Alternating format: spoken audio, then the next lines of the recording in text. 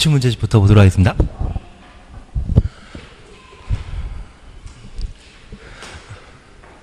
(196페이지부터) 보십니다. 196페이지 건축법부터 하시면 됩니다. 예.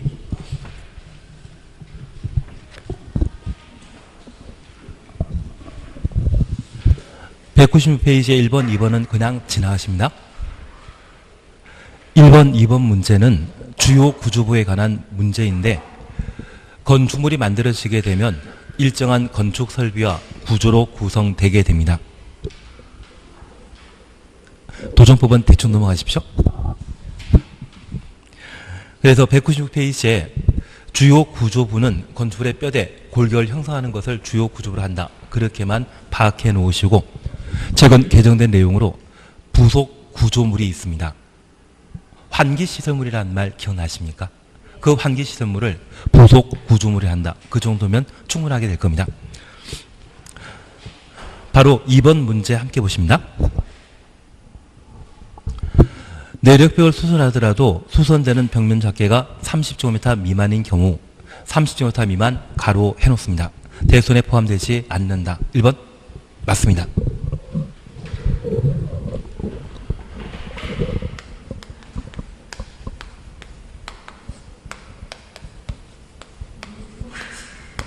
네?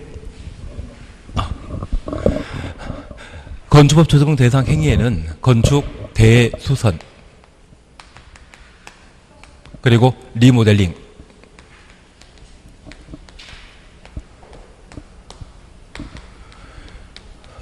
용도 변경에 관한 사항이 계속 시험에 반복되는 사안입니다.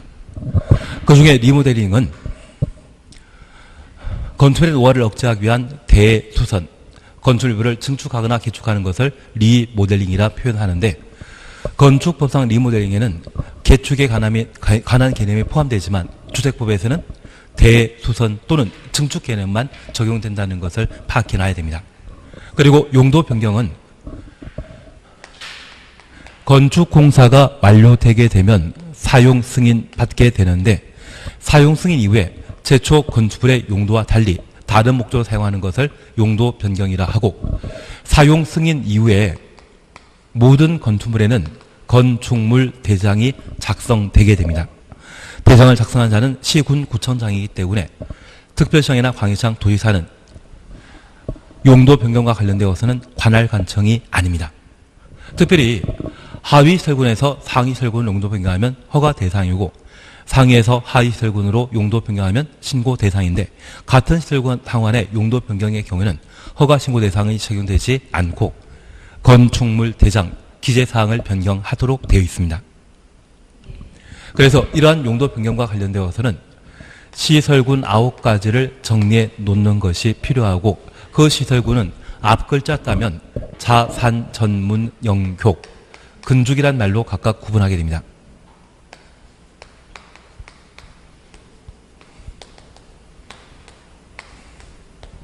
그래서 자동차 관련 시설군, 산업적 시설군, 전기 통신 시설군, 문화 집회 시설군, 영업 시설군, 교육 복지 시설군, 근린 생활 시설군, 주거 업무 시설군, 그 밖의 시설군, 기타 시설군인데 여기 문화 집회 시설군과 관련되어서는 문종 위관입니다.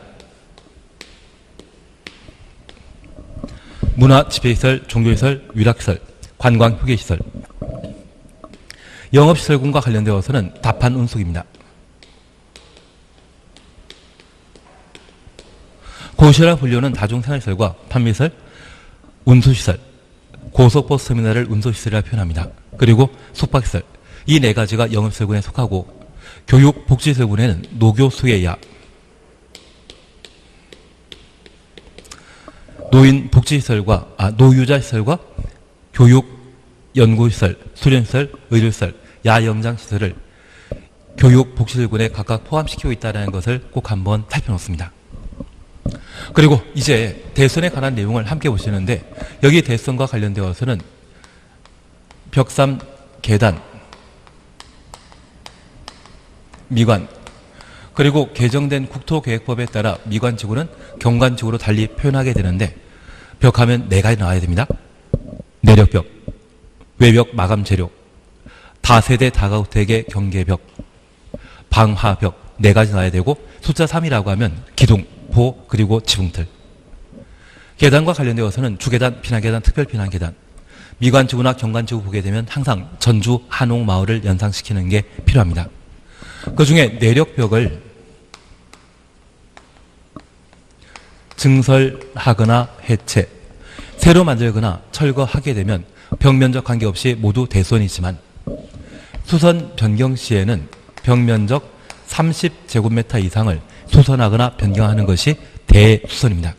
30제곱미터에 못 미치는 내력벽의 수선은 30제곱미터가 안 되기 때문에 대수선에 해당되지 않습니다. 1번 맞는 질문입니다. 2번입니다. 지하 건축물에 설치하는 점포는 건축물에 해당하지 않는다. 지하의 공작물에 설치하는 점포도 건축물에 포함됩니다. 그래서 2번 틀립니다. 3번입니다. 설계도서에 관한 설명인데 필요 없습니다. 그리고 4번 막다른 도로에 대해서는 신경 쓰지 마십시오. 그리고 5번 고층 건축물이라는 층수가 3층 이상이거나 높이가 120m 이상의 건축을 말한다. 맞습니다. 초고층 건축물 이야기 나오면 50층 이상이거나 높이가 200m 이상의 건축물을 말합니다. 그래서 답을 2번으로 해놓습니다. 한 문제밖에 안 풀었습니다.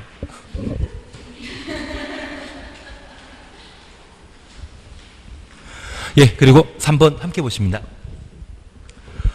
건축물과 관련된 설명으로 옳은 것, 모두 고른 것 찾도록 되어 있습니다.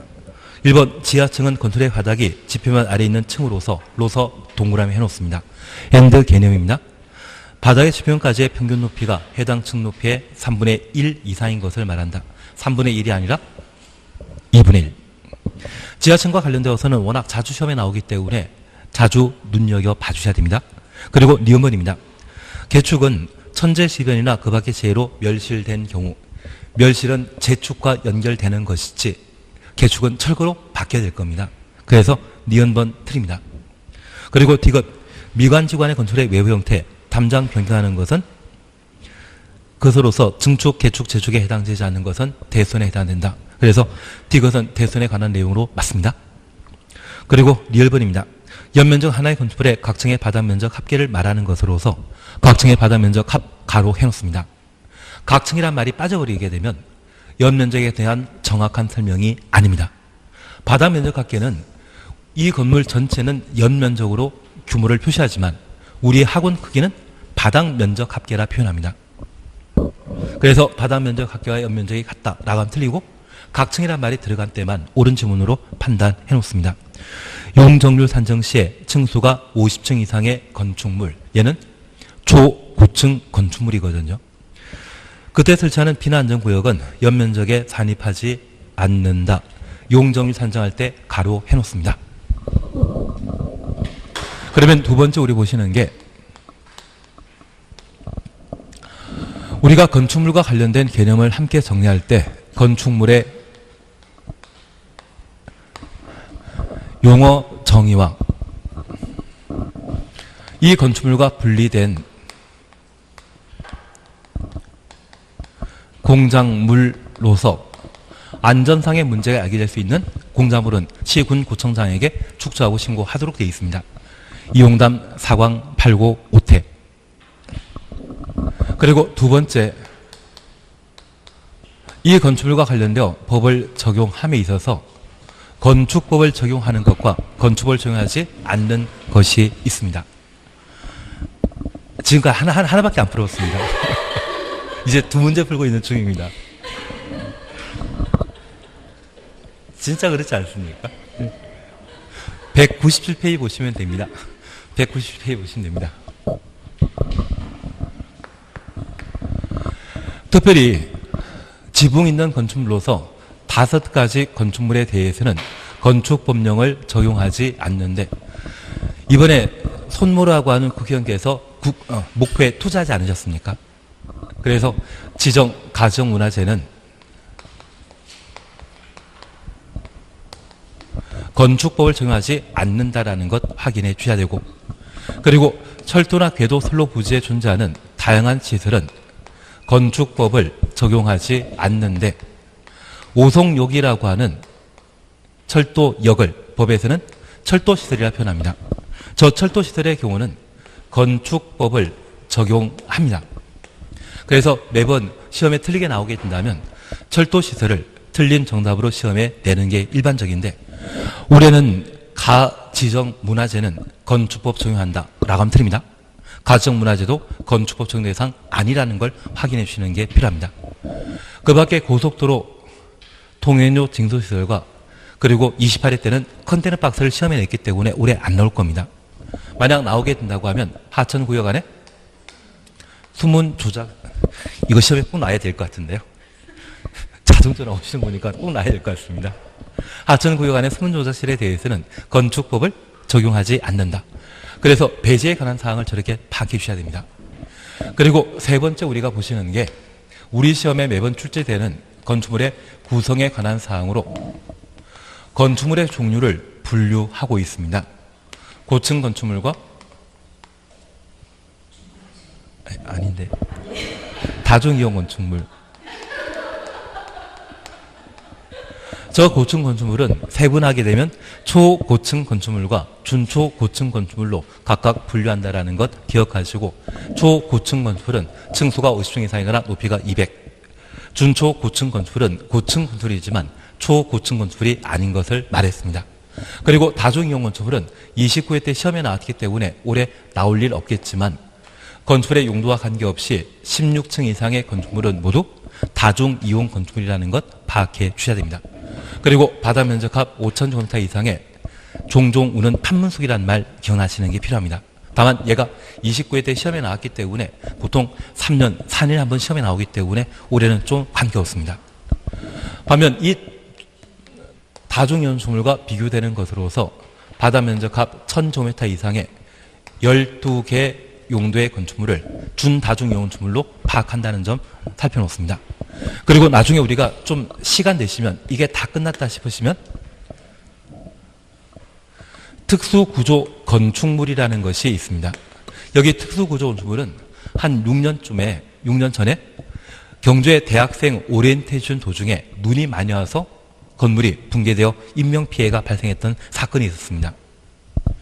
그래서 건물의 기둥과 기둥 사이의 거리가 20m 이상이거나 돌출된 차양 길이가 외벽 중심선으로부터 3m 이상인 차양이 설치된 건축물을 특수구조 건축물이 하는데 이 기둥과 기둥 사이의 간격이 촘촘하면 이 기둥은 수직구조로서 건물에 어떤 무게가 가해진다 할지라도 견딜 수 있습니다.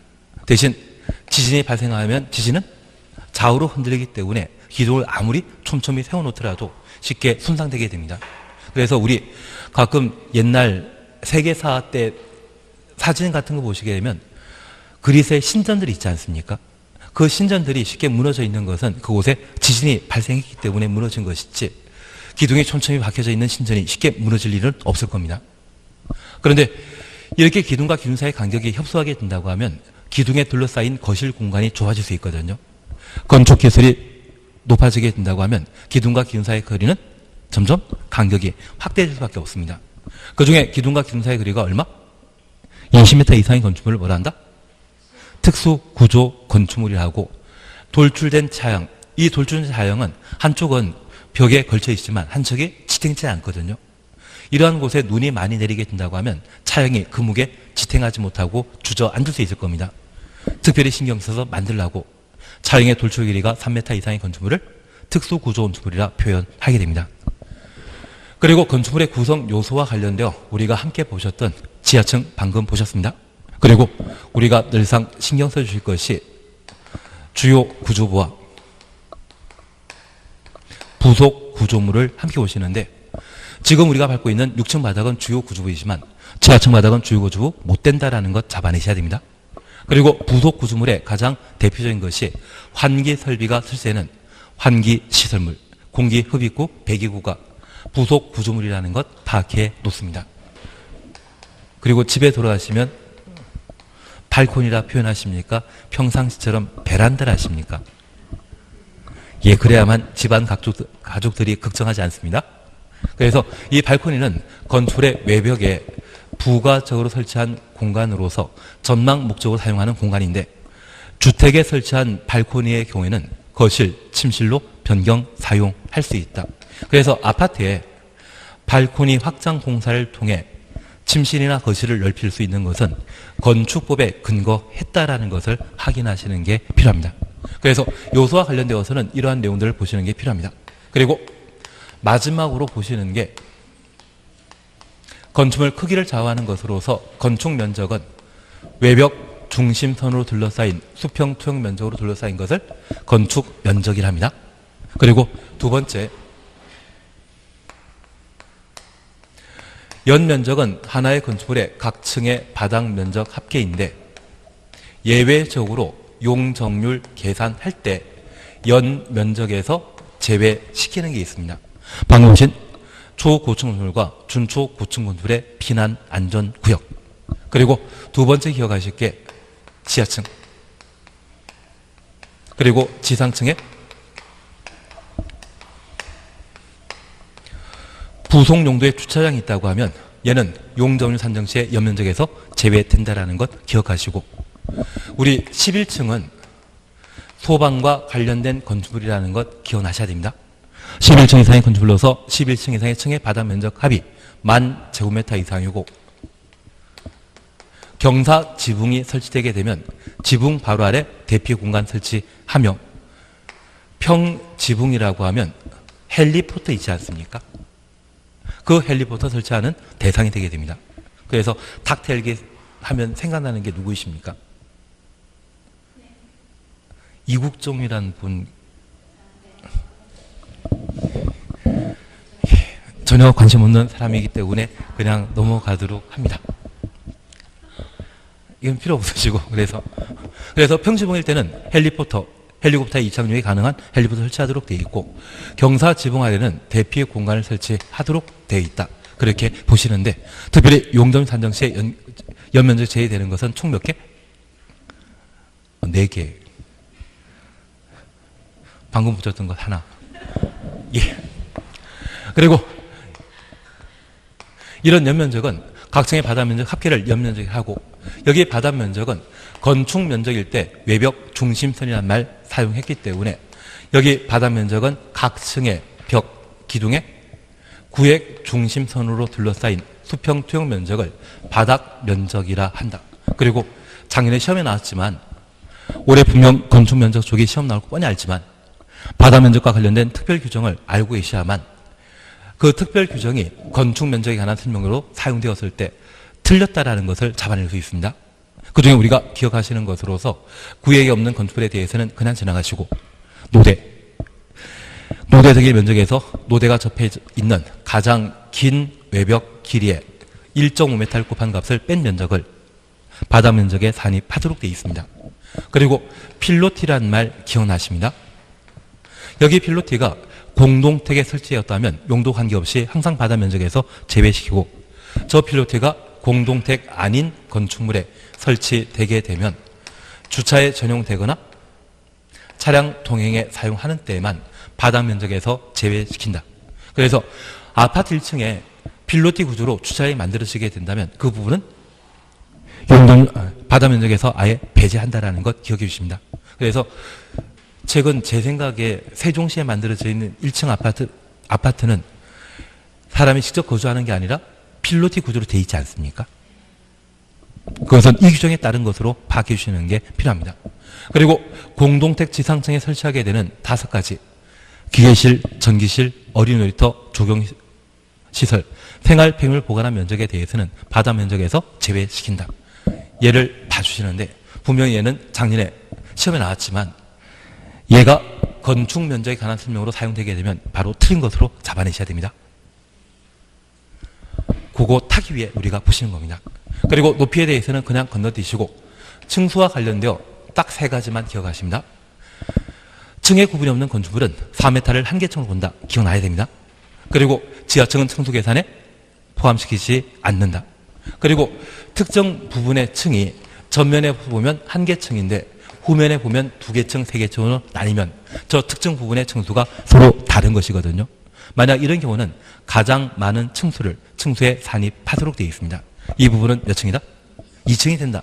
그렇게 층수 계산에 관한 사항만 파악해 놓으시면 될 것 같습니다. 결론은 다들 이거는 잘하시는 것 같은데요. 예, 그래서 옳은 것 찾도록 돼 있는데 디귿과 리얼 두 개가 옳기 때문에 답을 5번으로 하면 됩니다. 4번 건축 그냥 지나갑니다. 저 지금까지 문제 풀고 시험에 건축 행위에 관한 사항이 나왔을 때 틀린 분 본 적 없습니다.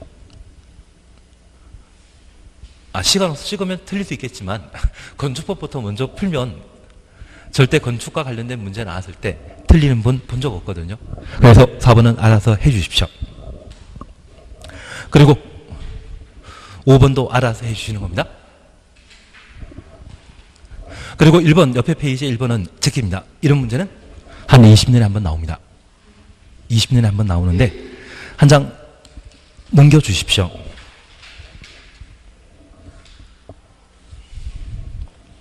(4번) 보시게 되면 동그라미 3, 4번 찾으셨죠? 해설 쪽에 3, 4번 찾았습니다. 200페이지입니다. 200페이지. 국토의 개미 이용에 관한 법률에 따른 도시지역 그리고 비도시지역 내 지구 단위 계획구역 외 지역으로서, 그래서 도시지역과 지구 단위 계획구역을 제외한 지역으로서 동이나 읍이 아닌 지역, 건축법 44조에서 47조, 51조, 57조를 적용하지 않는다. 그러면 우리가 잠깐 이해해 줄 게 있습니다. 만약 도시지역이 아니라고 하면, 도시지역이 아니라면 어디입니까? 관리적, 농림적, 자연환경보전지역. 관농자는 시골 마을이거든요. 그런데 이러한 관농자가 지구 단위 계획구역으로 지정되게 되면 미래 장래 도시지역이 될 수 있습니다. 지구 단위 계획구역도 아니라고 하면 그건 완전 시골이죠. 그리고 행정관할구역은 읍면 동으로 구분하고 있는데 면 사무 소재지인 경우는 하루에 사람 10명 구분하기 힘들거든요. 이쪽은 사람 많이 사는 곳이다, 사람 거의 없는 곳이다. 사람 거의 없는 겁니다. 그러한 곳에는 건축법의 일부 규정을 적용하지 않고 있습니다. 그래서 두 번째 별표 보시게 되면 건축법 전면 적용 대상 지역 아닌 지역에는 건축법상 다음 일부 규정을 적용하지 않는다. 전면적 적용 대상 지역 아니라고 하면 얘는 도시입니까? 시골입니까? 시골이라고 해 주십시오. 1. 대지와 도로사이 관계. 2. 도로의 지정 폐지 변경. 3. 건축선 동원해 놓습니다. 4번 건축선에 따른 건축 제한. 4번 동원해 놓습니다. 방화지구안의 건축물, 대지의 분할 제한. 그러면 완전 시골 마을에는 건축법과 관련된 6가지 규정을 적용하지 않는데 얘는 지구 단위 계획구역이 아닌 비도시지역을 말하고, 이러한 곳에는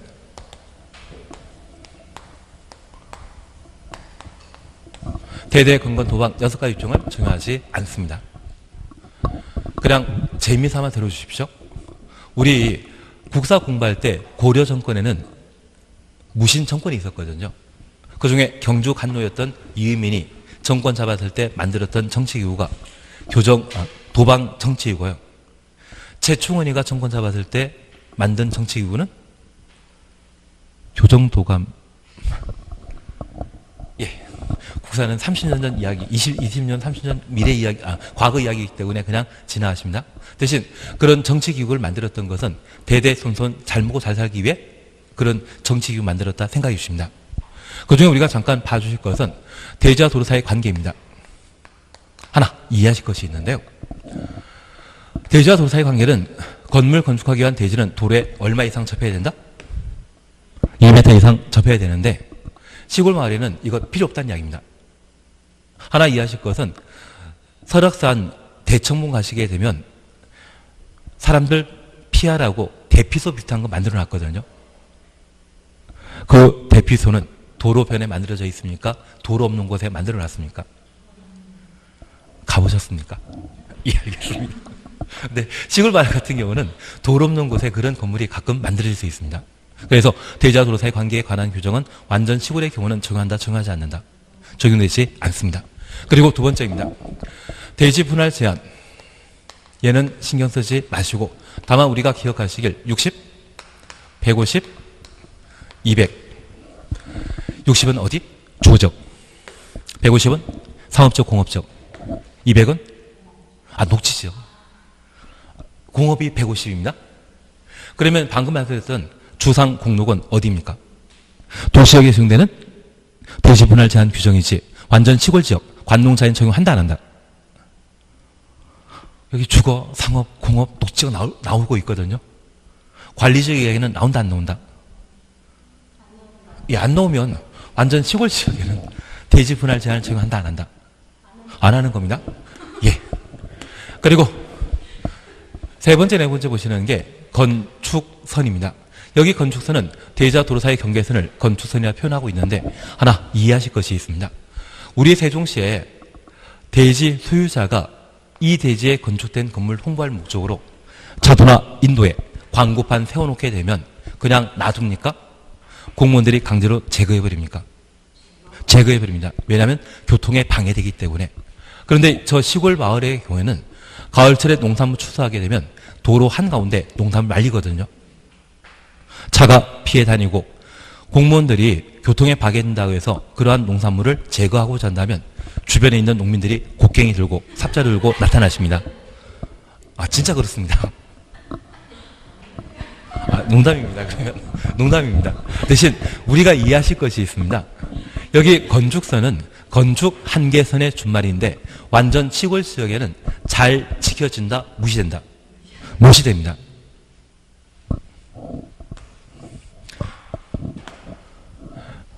그래서 우리 살펴주실 것은 바로 잘 봐주시는 게 필요합니다.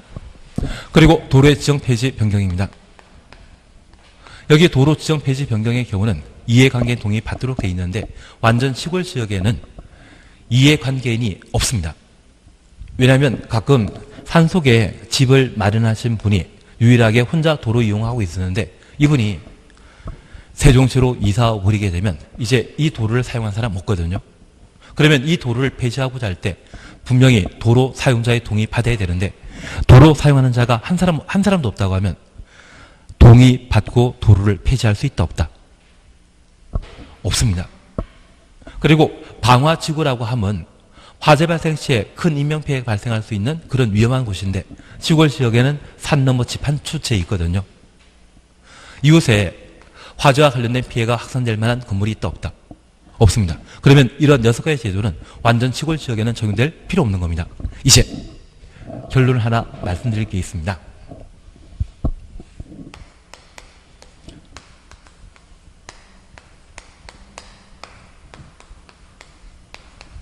성장관리 방안이라는 말 기억나십니까? 저 성장관리 방안을 수립할 대상은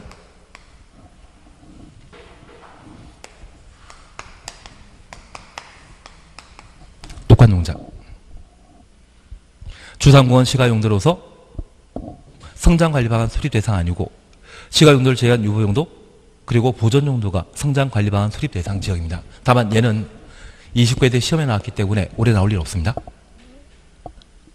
대신 이 성장관리 방안과 관련되어 성장관리 방안은 개발행위 허가 파트와 관계된 것으로서 특별시장, 관시장, 시장, 분수가 성장관리 방안을 수립해야 한다, 수립할 수 있다. 얘만큼은 해줘야 됩니다. 우리가 공부하는 행정계획은 모두 수립하여야 한다이지만 유일하게 성장관리 방안만큼은 수립할 수 있습니다. 성장관리 방안 수립할 수 있는 것은 유보용도와 보존용도. 유보용도는 자개생입니다. 자개생을 제외한 녹관농자의 경우는 모두 보존용도로서 성장관리 방안의 수립 대상이 될 수 있습니다. 그래서 수립할 수 있다는 말 기억해 놓습니다. 그리고 이러한 방법으로 성장관리 가능한 수립하게 되면 이 성장관리 방안에는 필수사항이 4개인데 저 필수사항은 기반설의 배치와 규모, 행위제한에 해당되는 건축제한, 그리고 건폐율, 용적률에 관한 사안 2개 되는데 지구단위 계획의 필수사항이었던 높이 제한은 임의상, 배형색 기억나시겠습니까? 그런데 이 성장관리 방안에는 건축선 없습니다. 저 건축선은 완전 시골 지역에는 적용된다, 적용되지 않는다. 성장관리방안은 기본적으로 시골 지역에 수립하는 행정계획이거든요. 저 시골 지역에 무의미한 건축선에 관한 사항은 시골 지역에 수립하게 되는 성장관리방안은 그 내용이 될 수 없는 겁니다. 그러면 이 건축선은 대지와 도로사의 경계선으로서 도시지역에 엄격히 적용되는 사안이기 때문에 지구단위 계획에는 건축선에 관한 내용이 포함될 수 있지만 성장관리방안에는 녹과 농자를 대상으로 수립하는 행정계획이기 때문에 건축선에 관한 사항은 성장관리방안의 내용 이단이다. 아니다. 그렇게 잡아주셔야 됩니다. 얘가 29회 시험에 나왔다고 하면 그 주변 부분으로 성장관리방안은 임의적 수립 대상이라는 것과 성장관리방안의 내용을 시험에 물을 수 있거든요. 성장관리방안에는 건축선이 있다 없다. 배형색 건입니까? 배형색입니까? 배형색. 배형색 건은 지구 단위 계획과 관련된 내용이라는 것을 파악해 주시는 게 필요합니다. 너무 건축부에 갔다가 국토계획법까지 멀리 가가지고 헷갈려 할 수도 있겠지만 왜 건축선이 중요한지만 파악해 주시는데 건축선은 도시지역에만 적용되는 것이지 완전 시골 지역에는 적용한다 안 한다? 안 한다. 그런 의미를 가진다는 것만 파악해 놓습니다. 이후에 보는 거 아닙니다. 이후에 할 필요 없습니다. 그리고 확인학습 문제와 관련되어 1번 그냥 지나가십니다. 그리고 옆에 페이지에 2번 보십니다. 다음 건축물 중 건축법 적용받는 것 찾도록 되어 있습니다. 1. 대지에 정착한 컨테이너를 이용한 주택. 우리가 기억하시길 저 컨테이너는 공장 용도에 간이 창고인 때만 건축법을 해제할 시 주택으로 사용하는 컨테이너는 건축법 적용 대상입니다. 1번 철도 선로 부재 운전 보안시설. 2번 가지정 문화재. 가지정 문화재는 건축법 적용한다, 적용 안 한다? 적용 안 한다라는 것 확인해 놓습니다. 고속도로 통행 중개시설과 하천 구역 내 소문조작시설 각각 그렇게만 봐놓습니다. 그리고 3번 봐주십니다. 시군 구청장에 신고하고 축조하여하는 공작물에 해당하는 것 찾도록 되어 있습니다. 1. 높이 5m, 기념탑. 높이 7m의 고가수조, 3m의 광고탑, 3m의 담장, 25제곱미터의 지하 대피호. 답은? 분명히 우리는 이옹담도 기억나고 4광도 기억나고 8고도 기억나고 그리고 5태도 기억나지만 기억만 나면 더 이상 그래서 우리가 잠깐 기억하실 것은 가까이 높이를 초과하는 것은 축조신고 대상이라는 것 기억나신다면 우리가 살펴주실 것으로서 기념탑은 여기에 포함되지 않죠. 그러면 우리는 2m, 4m, 8m 왜 6m 초과하는 다수의 공작물도 시군구청장 신고하도록 되어 있거든요. 광고탑, 광고판은 보셨는데 기념탑 본 적 없다면 얘는 6m에 포함되는 것으로 파악해 주셔야 됩니다. 그래서 얘는 6m 초과하는 기념탑일 때 축조신고 대상이라는 것 파악해 주셔야 되고 고가수조라고 하면 8m 초과해야 되죠. 7m는 8m 안 되지 않습니까? 그리고 광고탑 이야기로 하면 4광이죠. 4m 초과. 3m짜리 아니라 5m, 7m짜리가 대상일 겁니다. 그리고 담장은 옹담이죠. 이옹담. 초과는 그 숫자 뺀 높은 숫자를 말하는 것이죠. 그래서 답을 4번으로. 분명히 뭔가 외우곤 외웠는데 실전에 접목이 잘 안 되면 이제부터 초과를 기억해 주셔야 됩니다. 그렇게 하시면 됩니다. 그리고 4번 다중이용건축에 관한 사항인데 작년 그리고 26개 때 시험에 나왔다고 하면 올해 안 나옵니다. 얘는 과감하게 건너뛰십니다. 그리고 5번 실내 건축 책임입니다. 실내 건축은 26회 때 개정되었을 때 한번 출제되었지 그 다음에 안 나옵니다. 다만 이 실내 건축은 인테리어에 해당되는 것으로 파악합니다. 그래서 하나 여쭈게 있습니다. 실내 건축하려는 자는 허가권자에게 건축 허가 받아야 된다. 실내 건축은 건축 허가 대상 아닙니다. 실내 건축은 인테리어에 해당되는 것으로서 건축 허가 대상 못 된다. 그렇게만 파악해 놓습니다. 가치 없습니다. 그리고 6번입니다. 건설의 가구 세대 간의 소음 방지를 위한 경계벽 설치해야 하는 경우 아닌 것 찾도록 되어 있습니다. 그런데 우리 아파트에 사시다 보면 관리사무소에서 층간 소음 방지를 위한 조치를 해달라고 부탁하는 광고 듣지 않으십니까? 그래서 층간 소음 방지를 위한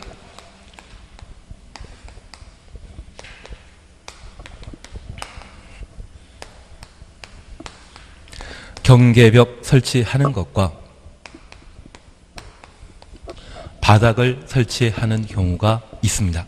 그래서 어차피 재건 기출문제로 층간소음 방지를 위한 경계벽 시험에 나왔다고 하면 다음번에 시험 나오면 얘입니다. 그러면 우리가 잠깐 이해하실 것이 있습니다. 여기 층간소음 방지를 위한 경계벽이나 바닥을 설치하는 주된 목적은 잘 뛰어놀기 위해서입니까? 잠자기 위해서입니까? 예, 잠자는 게 목적입니다. 그래서 경계벽과 관련되어서는 이미 시험에 나왔기 때문에 더 이상 가치 없고 바닥에 대해서만 명확하게 보시면 됩니다. 다만 우리가 잠깐 살펴보시면 경계벽 설치 대상과 관련되어 숙박시설 잠자는 용도이죠. 기숙사 잠자는 용도입니다. 학교는 잠자서는 안 되는데 대신 교실이 붙어 있다고 하면 한쪽 교실에서 크게 떠드는 것이 옆에 교실까지 전달되게 되면 수업에 지정할 수 없습니다. 그래서 학교의 경우는 소음 방지를 위한 경계벽 설치해 놓고 있습니다. 덕분에 목적과 달리 원래는 수업 열심히 들으라고 경계벽 설치해 놨는데 목적과 달리 관계없이 주무시는 학생들이 꽤 많지 않습니까? 예, 그리고 병실 같은 경우는 환자들이 입원하는 공간이기 때문에 잠을 자야 되거든요. 이러한 공간의 경우는 소음 방지를 위한 경계벽 설치 대상인데 3번 판매시설 중에 상점이라고 하면 손님 유치하기 위해 막 뜯어는 경우 있지 않습니까? 그래서 3번 소음 방지와 전혀 관계없다. 그렇게 판단하는 게 필요합니다. 이제 얘만 잠깐 확인하십니다. 여기 층간 소음 방지를 위한 바닥의 경우에도 잠자는 용도입니다. 다만 우리가 기억하실 게 현재 주택은 광해 단독택과 공동주택으로 분류하고 있는데 이 광해 단독택 중에 협의 단독택과 다중주택의 경우에는 층간소음 방지를 위한 바닥 설치 대상이 아닙니다. 그리고 우리 세종시장에 살고 있는 단독택을 뭐란다? 공관이라 표현합니다. 그러면 이 둘은 사실 거의 기능이 유사한데 만약 자제분이 2층 방에서 층간소음을 야기하게 된다고 하면 한 달 동안 용돈 없다. 이 한마디로 상황 싹 정리됩니다. 그리고 두 번째입니다. 여기 다중택은 하숙집에 해당되거든요. 저 하숙생이 2층에서 층간소음을 야기하게 된다면 방 빼란 말로 상황 정리됩니다. 그래서 제가 부탁드릴 것은 만약 시험에 다중택이 나오게 된다면 이 다중택은 층간소음 방지 대상 건축물 2단이다. 그것만 잡아놓습니다. 그 밖에 다세대 다가구택과 그리고 공동택에 해당되는 아파트 연립 다세대 기숙사 이러한 것들은 모두 잠자는 용도로서 층간소음 방지를 위한 바닥 설치 대상인데 다중택의 경우는 방패란 말로 상황 정리할 수 있습니다. 그것만 기억해 놓습니다. 그리고 농담삼아 하나 여쭙게 있습니다. 오피스텔의 경우에는 층간소음 방지를 위한 바닥 설치 대상 2단이다. 2다라고 해주십시오. 최근에 오피스텔 중에 아파텔이라 불리는 거 있지 않습니까? 주거 용도로 사용하는 오피스텔이 워낙 많다 보니 이 오피스텔의 경우에도 층간소음 방지를 위한 바닥 설치 대상이 되게 됩니다. 그래서 그 문제 한번 보시는 게 조만간 이게 나올 겁니다. 대신 올해는 이거 말고 나올 게 더 많습니다. 사실은 더 많습니다. 예, 206페이지에 용도 변경 무조건 오십니다. 우선 1번입니다. 사용승인 받은 건축물의 용도 변경이 신고 대상인 경우만을 모두 고른 거 찾도록 되어 있습니다. 2억 판매시설이 창고시설로. 자산 전문 연교 건축기 중에 판매시설은 영업시설군, 창고시설은 2차 산업과 관계되어 있죠. 공장에 생산한 물건을 창고에 보관하기 때문에, 그러면 산업적인 시설군에 속하기 때문에 상위 시설군으로 용도 변경하게 됩니다. 얘는 허가. 그리고 숙박시설을 위락시설로 용도 변경하는 것. 숙박시설이라고 하면 답한 운숙이라는 말 기억나셔야 됩니다. 답한 운숙이라면 영업시설군에 해당되는 것을, 위락시설이라면 문종위관. 문종위관이라면 상위시설군으로 용도 변경한 것이기 때문에 니은도 허가 대상이 되게 됩니다. 그리고 장례시설을 종교시설로. 장례시설이라고 하면 산업성 시설군에 속합니다. 왜냐하면 이 장례시설과 관련되어서는 화장터라고 해서 보일러 가동하는 경우가 있거든요. 그걸 종교시설로 용도 변경하면 문종위관입니다. 문화집회시설군으로 용도 변경하면 하위시설군으로 용도 변경했기 때문에 얘는 신고. 의료시설과 교육연구시설. 우리 노교수회라는 말 기억나신다면 교육복지시설군에는 의료시설과 교육연구시설 모두 들어가 있거든요. 같은 시설군의 용도 변경의 경우는 기재사항 변경 신청 대상이기 때문에 신고 대상이 아닙니다. 그리고 일종 근린생활시설을 업무시설로 용도 변경한다. 근린생활시설군에서 주거 업무시설군을 용도 변경하기 때문에 신고 대상입니다. 답을 4번으로 해놓습니다. 그리고 1번은 그냥 해보시고 2번도 그냥 해보시고 작년 문제가 있는데 209페이지 잠깐 봐주십시오. 209페이지 봐주십니다. 209페이지 찾으셨죠? 5번입니다. 건축적인 값은 건축 4층 건축물을 병원으로 사용하던 중 이를 서점으로 용도 변경하고자 한다. 그러면 첫 번째 우리 기억하실 게 있습니다. 여기 병원은 어디에 속한다? 병원은 병실 있기 때문에 병원이고요. 의원이라는 곳 있지 않습니까? 내과 의원 그런 곳이라고 하면 병실 없기 때문에 일종 근린 생활시설에 해당됩니다. 의원은 일종 근린 생활시설. 그러면 여기 병원이라면 어디에 속한다? 교육복지시설군에 속합니다. 그리고 이제 우리가 봐주실 것이 있습니다. 얘를 서점으로 용도 변경하고자 한다. 서점이라고 하면 어디에 속하겠습니까? 주택가 주변에 흔히 볼 수 있는 것이 있다면 죄다 일종 근린 생활시설인데 우리는 책 없이 살 수 있다 없다? 없다라고 해주십시오. 지금도 책 들고 다니지 않으십니까? 여기 근린 생활시설은 주택가 근처에 우리 생활과 가장 밀접한 용도의 건축물을 근린 생활시설이라 하고 꼭 필요한 것이 있으면 일종, 있으면 좋고 없으면 상관없는 것이 있다면 이종 근린 생활시설이라 표현합니다. 아마 출제한분이 요즘 서점에 가는 사람 없을 거라 생각해가지고 서점을 시험에 낸 것 같습니다. 여기 서점은 어디에 속한다? 일종 근린 생활시설에 속합니다. 그러면 기본적으로 1번 보십니다. 갑이 용도 변경하기 위해 건축을 대손할 때 그 설계는 건축사 아니어도 할 수 있다. 그래서 우리가 잠깐 이해해 주실 것이 있습니다. 지금 병원을 사용하는 건축물을 서점으로 용도 변경하고자 하는 때 설계 필요 없습니다. 왜냐하면 설계는 용도 변경의 허가 대상으로서 바닥 면적합 500제곱미터 이상일 때 설계에 관한 사안을 요구하게 되는데 이해하실 것이 있습니다. 우리가 방금 시설군 9가지를 말 보셨는데 이 9가지는 각각의 건축 안전 기준이 있습니다. 그래서 이쪽이라면 건축 안전 기준이 높고 이쪽 방향이라면 건축 안전 기준이 낮기 때문에 기둥 세우더라도 이쪽이 기둥 8개였다면 이쪽은 기둥 4개로 용도 변경하는 것이거든요.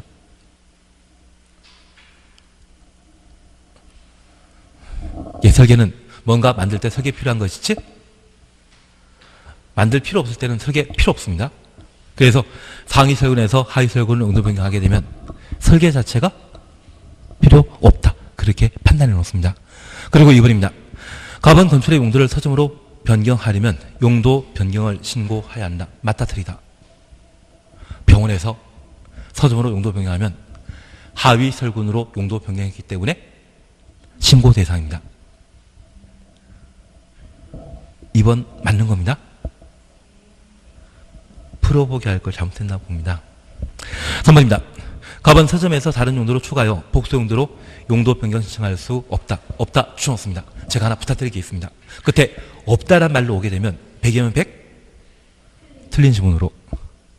공포의 부속문은 그러하지 아니하다. 아니하다 끝나지. 없다란 말로 끝나는 것 연애 하나밖에 없습니다. 그래서 없다로 나와 있으면 이거 틀린 것으로. 그리고 4번입니다. 갑의 병원이 준 주거지역에 위치하고 있다면 주거지역입니다. 서점으로 용도 변경할 수 없다. 있습니다.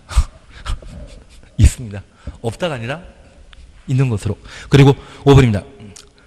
갑은 서점으로 용도 변경할 경우 피난용 사용할 수 있는 광장을 옥상에 설치해야 된다. 그런데 이 옥상 광장은 5층 이상의 건축물에 화재 발생 시에 건물 속의 사람들이 옥상으로 대피할 수 있도록 옥상 광장을 만들어두고 있지 지금 4층짜리는 필요 없거든요.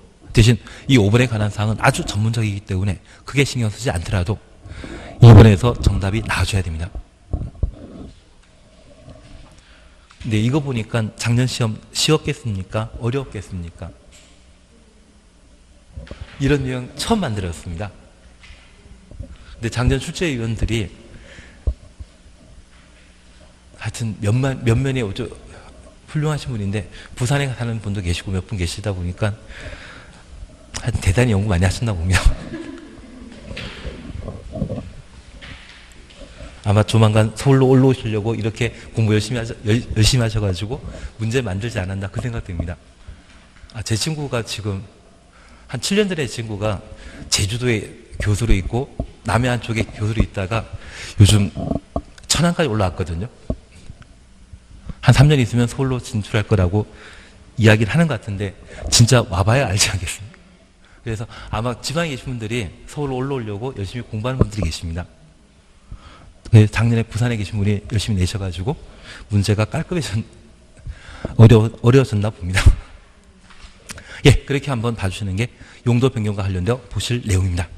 그리고 212페이지 보시게 되면 1번 사전결정에 대해서는 지금은 그냥 가십니다. 그냥 가시고 우리 함께 보실 것으로 214페이지 보시는데 얘만 보고 쉬었다 하십니다. 표정 보니까 빨리 쉬어야 될 것 같습니다. 여기 얘만 보고 끝낼 겁니다. 이것만 보고 쉴 겁니다. 표정 보니까 빨리 쉬어야 될 것 같습니다. 2번입니다. 건축 허가 받으려는 자가 해당 대지 소유권을 확보하지 않아도 되는 경우만 고른 것 차트로 되어 있습니다. 1번 분양 목적으로 하는 공동체 건축주가 그 대지에 사용할 수 있는 권한을 확보한 경우 분양 목적의 공동체 가로 해놓습니다. 얘는 반드시 대지 소유권 확보한 때만 건축 허가 받을 수 있죠. 그리고 2번 건축주가 집합 건물의 공용부분을 변경하기 위해 집합건법에 따른 결이 있는 경우. 그리고 D건 건축하는 대지에 포함된 국유지에 대해 허가권자가 해당 토지관리청이 해당 토지를 건축지에 매각할 것을 확인한 경우. 니은 D것의 경우는 사용권만 가지고도 건축 허가 받을 수 있는데 기역의 경우는 반드시 소유권 확보해야 되거든요. 그래서 소유권 확보하지 않아도 되는 것이 있다면 니은 D것입니다. 그리고 제가 이 말씀 하나 질문이 있습니다. 이거 기억나셔야 됩니다. 공유관계가 인정되는 건축물을 이번에 강원도 화재 사건 발생하지 않았습니까? 그러한 천재지변에 따라 건물이 멸실되고 그 멸실된 곳에 건축물을 신축하거나 재축하려고 하면 저 공유자 총수의 얼마? 80. 전체 지분의 얼마? 80% 이상의 동의 얻으면 건축허가 신청할 수 있습니다. 그리고 건축허가 받은 이후에 매도 청구할 수 있는데 저 매도 청구하기 전에 사전 협의 기간은 몇 개월? 공법은 3개월, 민법은 2개월. 민법은 2개월, 공법에서는 3개월. 그래서 매도 청구하기 전에 협의한다 해서 사전 협의를 하고 저 사전 협의 기간은 3개월입니다. 협의가 성립하면 매도 청구할 필요 없지만 협의가 불성립할 때 매도 청구하고 저 매도 청구와 관련된 매수 가격은 얼마이다? 시가. 시가입니다. 이제 쉬었다 하십니다.